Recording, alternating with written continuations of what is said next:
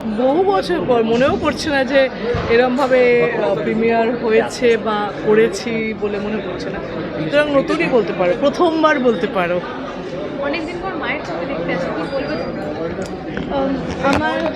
আমি প্রথমবার দেখতে আসছি, আমি আগে ছিলাম না তো এটা আমার প্রথমবার। ছিলাম না মানে জন্মায়নি তো, তাই জন্য ছিলাম না। তবে এমনি বাড়িতে মায়ের ছবি দেখেছো টিভিতে? হ্যাঁ, একটু অনেক কিছুগুলো দেখেছি। আচ্ছা, আর ওইদিকে তোমার কিছু বলো। আমি যখন লাস্ট দেখছিলাম তখন আমি ওর মতন ছিলাম, তো এটা আমার মায়ের মুভি আসা কাম ব্যাক 2.0। হরর জনরা জানি একদম, ওটার জন্য এক্সাইটেড বেশি, পছন্দ করো ভূতের ছবি দেখে? খুব বেশি, কিন্তু বাংলা ছবিতে দেখিনি, সেটা প্রথমবার দেখবো।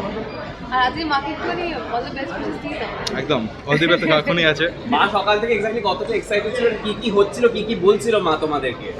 অনেক কিছুই বলছিল, মানে হরর মুভিতে বাড়িতে রোজই চলে আমার সঙ্গে, কিন্তু এখানে এসে নতুন করে ভালোই লাগছিল।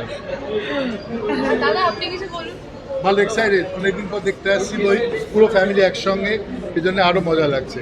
দিদির দেখা লাস্ট ছবি কি ছিল?